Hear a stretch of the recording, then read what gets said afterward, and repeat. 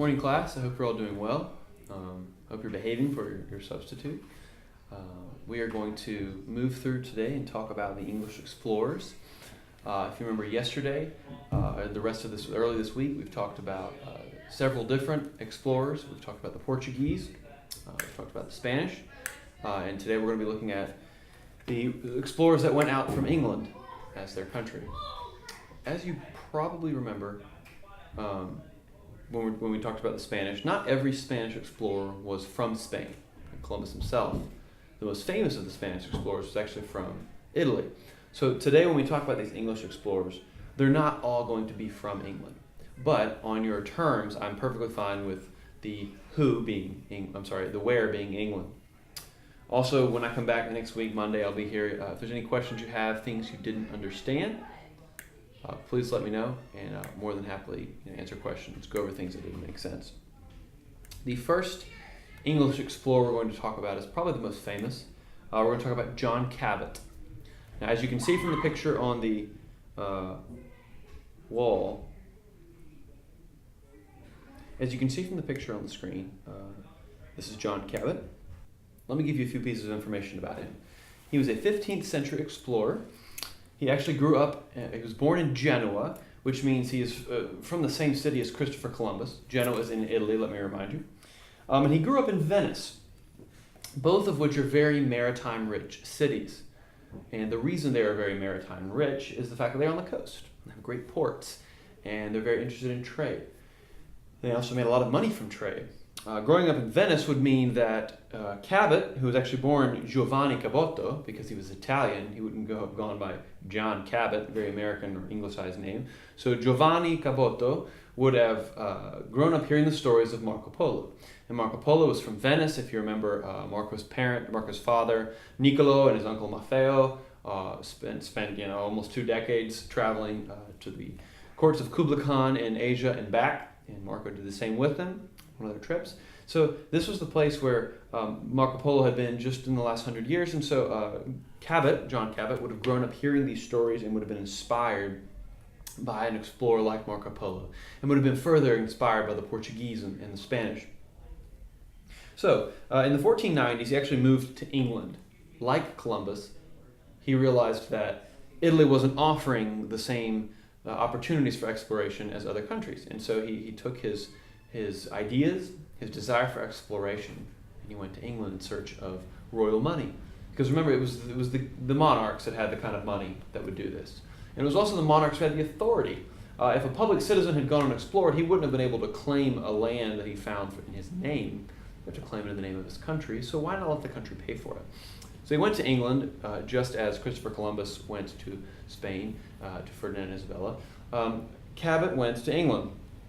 And this was early in English history. He's one of the early English explorers. So Henry VII, who was the father of Henry VIII. We spoke briefly about Henry VII. We talked about how he had fought in the War of the Roses in order to win the throne, and he was crowned as the first Tudor king.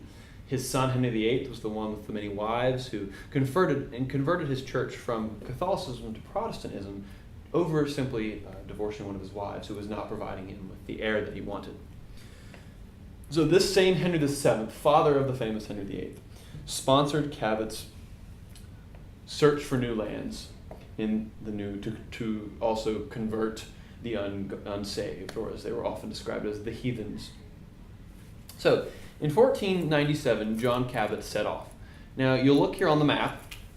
You can see John Cabot's journey. You can see how he goes. Unlike Columbus, he doesn't go as far south into the Caribbean. He stays up north, crossing the North Atlantic and coming down closer to Canada, probably what's modern-day Labrador, right north of the eastern seaboard of the United States. After his journey, he returned to England as a famous man. He was well known. He received accolades and glory for having gone. But his desire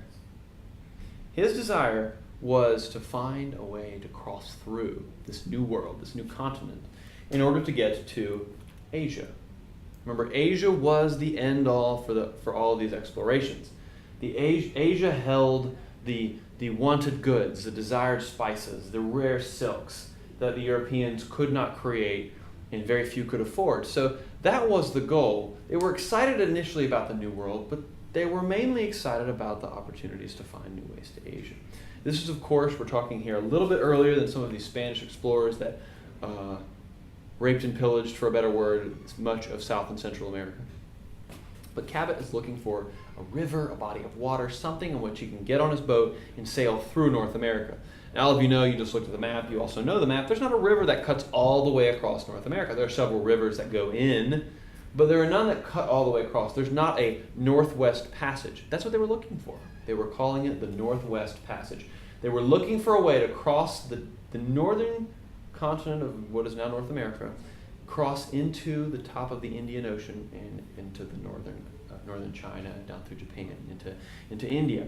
They were looking for this back door. The Portuguese had control over the front door, which was to go south. Actually, it was where the side door, the front door, where the Ottoman Turks had blocked off the front door, which was overland through much of the Middle East and into Asia. The side door that the Portuguese had mastered and monopolized brought them south around the Horn of Africa, and then up through the Indian Ocean into what they referred to as the Orient, to the east, India and China. And so those were the two current ways. Obviously the front door was shut off to England by the Turks. The side door was shut off to England by the Portuguese. And they were looking for a northwest passageway to get another foot in to Asia. That was their desire, that was their goal. Again, Cabot was the messenger. He was the sort of envoy, the man who was sent to fulfill this goal of a northwest passage. He made it to Greenland on a second trip. Okay, he made a second journey with 5 ships and a bigger crew. So he'd gone the first time, modern-day Labrador, made it quite nicely in, come back with good new maps, good news, and he is sent off immediately with another one. Same with Columbus, same with all these guys. They come back home, they're lauded, they're praised for their exploration, for what they found, their discoveries, and they're sent back for another act, essentially, a round 2. So he gets to Greenland. We know Greenland, there's not a whole lot of green in Greenland, just like there's not a whole lot of ice in Iceland. But Greenland, the frozen wasteland, you could call it, large island, primarily uninhabited. Greenland is where they landed, and they started moving north. Again, he's looking for a northern water passageway. Okay, so he's out fighting the icebergs and the frozen sea up in the very north, up getting close to the Arctic. As you could imagine, the men on his ship were not exactly pleased about this. Okay, they have dreams of an eastern land, of an eastern paradise, of a place that, of course, doesn't exist outside of a few tropical islands. That's what they were thinking. They come to this frozen, cold land where, they're getting frostbite so bad they're getting close to losing appendages, and their clothes that they brought are not adequate because England gets cold, but it doesn't get Greenland cold, and so Cabot is close to facing a mutiny. Of course, a mutiny on a ship is when essentially your troops, your crewmen say, enough is enough, we are kicking you off as our leader and we're taking on someone else, or we're going to do it ourselves. It's essentially a reversal of authority. They overthrow, kill, imprison, whatever, the leader, and they take over. That is every ship captain's worst nightmare. So a ship captain cannot exercise the authority of a king, where if you disobey a king, I condemn you to death. Boom, done. All of you do what I say. The ship captain has to keep a very, very delicate balance because there is no one to back him up. If everyone turns on him, he's done. Okay, he's one man versus a group. So Cabot realized this, and he played his cards well, and he said, men, we're turning south. So they went south.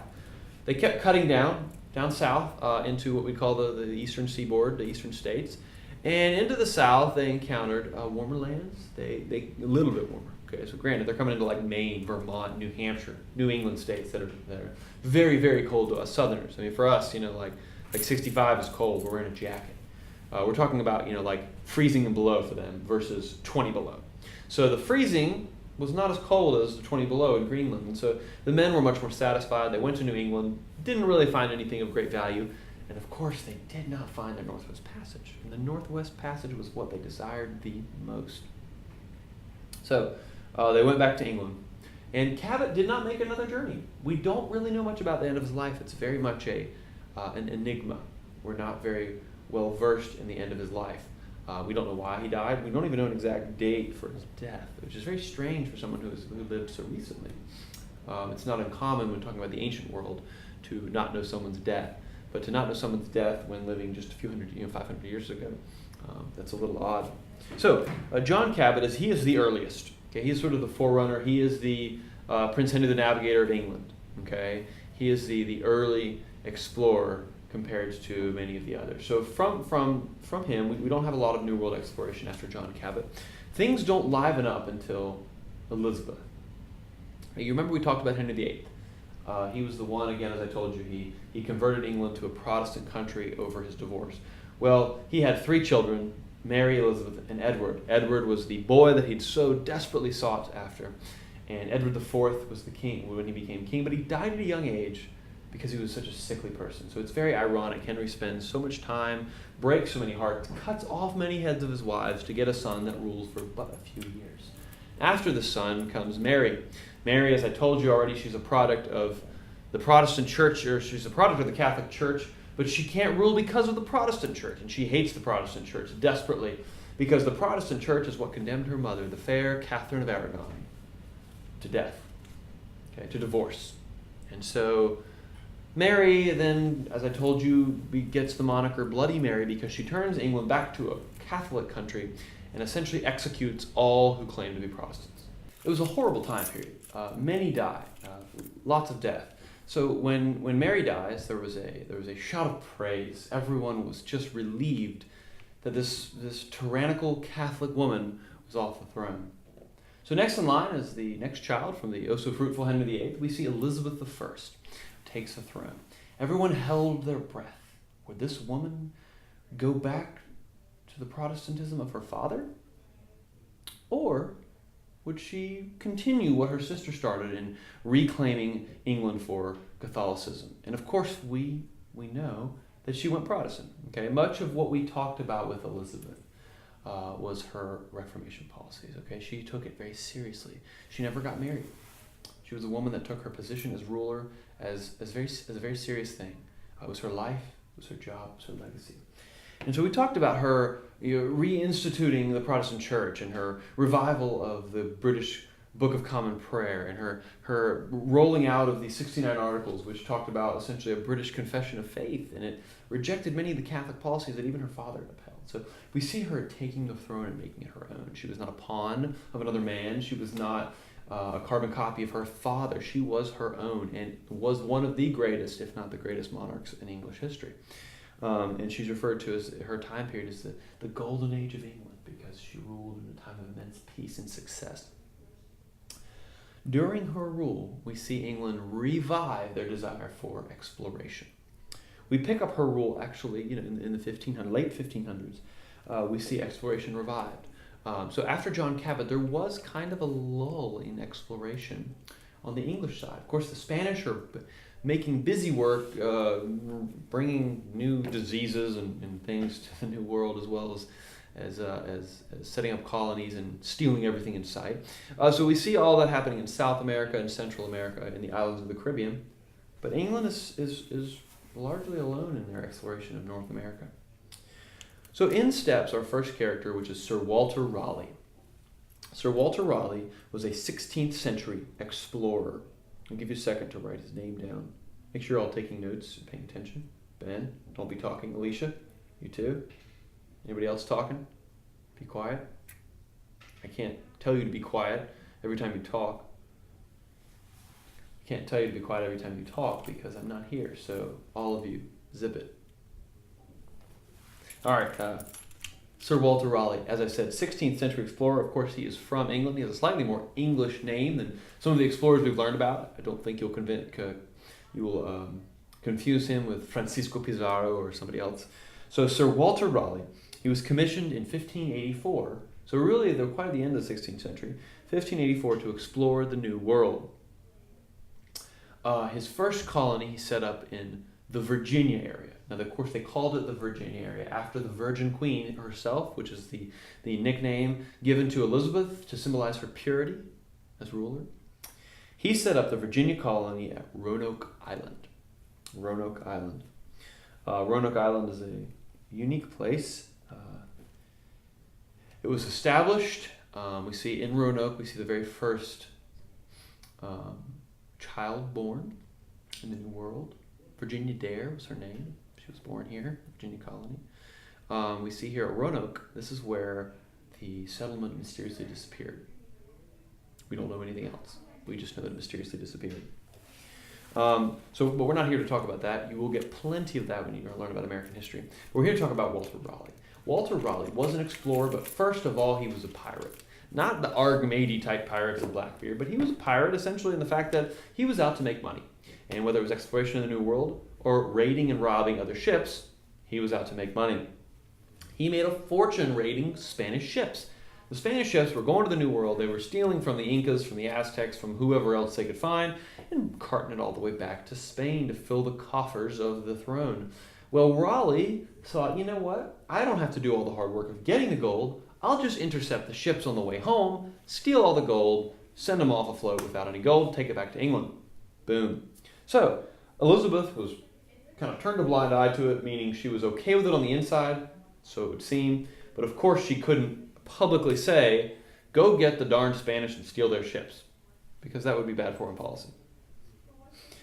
When Queen Elizabeth died, the next on the line, again, she didn't get married, have kids, so the next on the line was the son of Bloody Mary, James II, who we'll talk more about at the end of this section, I believe, when we talk about the English Civil War. But anyway, James II takes over. James II sees Walter Raleigh as a bargaining tool for diplomacy. He desperately wants to make close with the Spanish because he's really on the edge of being Catholic. Grew up in France with the Catholics. Spain, very Catholic. So again, we'll get into the Catholic issue of James in another day. But we see that James II really wanted to be tight with the Spanish, and so he said, Spanish, let's ally with each other.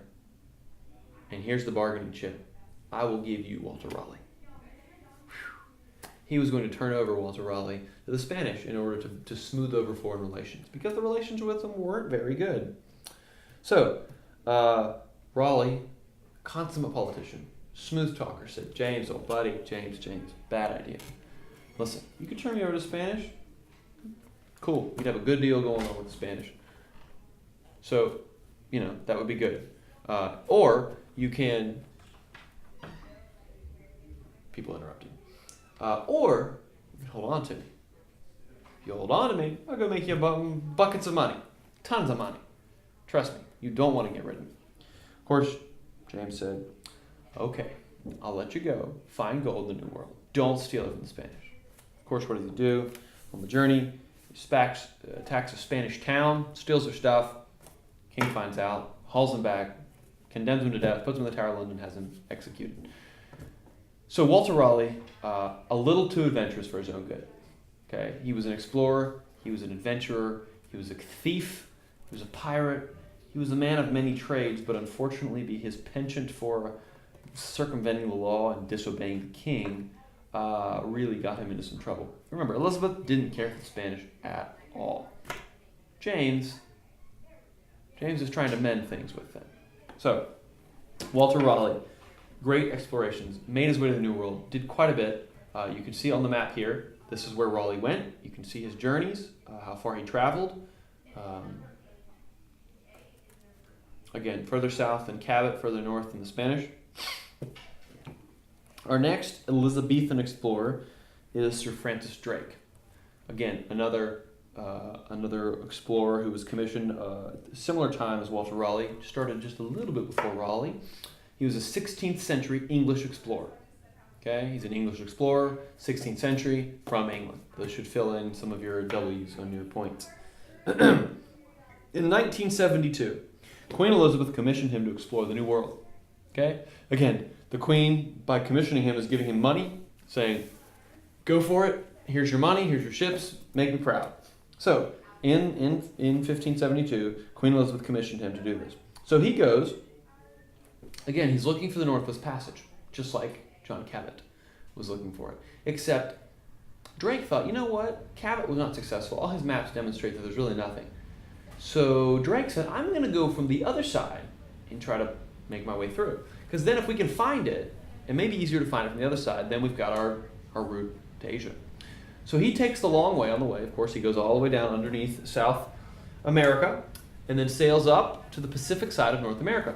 On the map here, you can see very clearly how Drake went down underneath bottom of South America, cut up, sort of similar to Magellan on the start of his trip around the world, but then Drake kept going up, past into the Pacific, all past Central America, South America, up until he gets to North America. Back to England, he brought back many riches again, just like Walter Raleigh. Did not find, though, the Northwest Passage. And of course, we all know why. It doesn't exist. There is not a Northwest Passage. There's not a river or body of water that stretches across. So he failed on that, but he was able to make new colonies. He was able to explore the Pacific side of North America, which had not yet been discovered, or explored, excuse me. And he was able to very effectively stock up on some riches. Okay, so he comes back very wealthy. He is actually probably more well known than Raleigh for attacking Spanish ships and raiding them. The good thing about the difference between Drake and Raleigh is that Drake didn't live during James II's time. He was a little bit further back, and so he actually was well protected by Elizabeth. The crowning moment of Francis Drake came when the Spanish, under Philip II, the Catholic tyrant of Spain, was going to attack England. Philip sent the Spanish Armada in an effort to attack England, essentially. Their goal was to conquer England. Well, Francis Drake brought his navy, he led the navy, and a bit of good strategy, a bit of fortunate fog, and a little bit of luck came in, and the English overwhelmingly defeated the Spanish in a landslide victory, where the Spanish were supposed to decimate them. This set Spain back decades in their naval victory. So Drake was able to deal that blow with Spain. So later, when, like I said just a moment ago, we talked about James II, James was trying to patch up things with Spain because they were not on good terms with England. And so that's why he had given Walter Raleigh. So Raleigh and Drake, both English explorers, both from England, both 16th century. Sir Walter Raleigh, we study him because he established the first colony in the New World by the English, or possibly because he sailed around to the Pacific side of North America. For Drake, we can talk about, the Pacific side is what we could say for Drake. He sailed around the Pacific side of North America. He's also important because he defeated the Spanish Armada, but let's go ahead and go with the exploration one because we're studying him as an explorer. Our next explorer is not an Elizabethan explorer. He actually comes way, way later. He comes in the 18th century, early 18th century. His name's James Cook. You see here from his image, his clothing is quite a bit different from the other guys, showing that he's from a couple hundred years later. But he's probably the most prolific of English explorers. So James Cook, he's known for having sailed in a very different direction than our guys from the Elizabethan era. If you look here on the map, you see that Cook explored over closer towards Australia. In fact, he explored New Zealand and claimed it for England. He was on the way to Australia, and that's where he was going, but unfortunately his ship ran aground. His ship was called the Endeavour, and it ran aground on the Great Barrier Reef. We know nowadays of the Great Barrier Reef. It's been photographed. It's featured on Planet Earth, National Geographic, Discovery Channel. It's an amazing habitat for wildlife, and it's also quite an interesting natural phenomenon. But he didn't know about it. And the barrier reef's made of coral. And when coral hits a full-speed wooden ship, it cracks and smashes. And so he ran aground, and so he had to pause and repair the ship. He ended up traveling all around the area, into Indonesia, to the East Indies, to all the islands that lie between Australia and what we call Eastern Asia, south of China and India. He made several journeys in his life. His second journey, he went the opposite direction. You see here on the map, he went down towards the Cape of Good Horn, and he went down the bottom of South America and towards Antarctica, and he got quite far actually. The major problem that he ran into was the ice in the water, frozen water. So he sailed further through this than any others had. So he's got great maps. He was able to make good records of where to go, where not to go, when the ice gets thick, when it doesn't, what the weather was like, what the temperature was like. He was able to give invaluable information for followers to come. He also went into the South Pacific. Okay, the South Pacific meaning essentially between Australia and South America, where there's just tons of islands. There's no continent, but there's lots of islands. And he sailed further than any other explorer had gone into the South Pacific. He made quite a long journey. A lot of folks had gone to the North Pacific and cut over to sort of where Japan is, China. He had gone much further south, and I mean, there's the Cook Islands out there are named after him. He landed on Hawaii. He went a little bit or I'm getting a little ahead of myself in Hawaii there. Let me say that he also tried to find a Northwest Passage. I told you this was something they were still trying to find. And even though in the 1800s we have a lot of explored territory, but even in the 1800s when all the colonies were there and everything, or the 1700s, I'm sorry, I said 1800s, 18th century. In the 1700s, when we've got colonies all in the United States, they still haven't traveled and explored all the way up in Canada, and so he's trying to find this Northwest Passage. So on the way is when he runs into Hawaii, and he's absolutely enchanted by the beauty. He marvels at the fact that Hawaii and islands thousands and thousands of miles away all share the common language. So his theory, of course, which is accurate, is that people had traveled from these islands thousands of miles over open sea to get to new islands. And he was very, very impressed with that, the fact that islands over thousands of miles share a common tongue with each other. He demonstrated that these tribes, these early folks, had demonstrated a desire for exploration and a courage for discovery. So, we've talked about four guys: John Cabot, Sir Walter Raleigh, Sir Francis Drake, and James Cook. Result. There are several results for exploration of the English. One result was the creation and advancement of navigation equipment. Okay?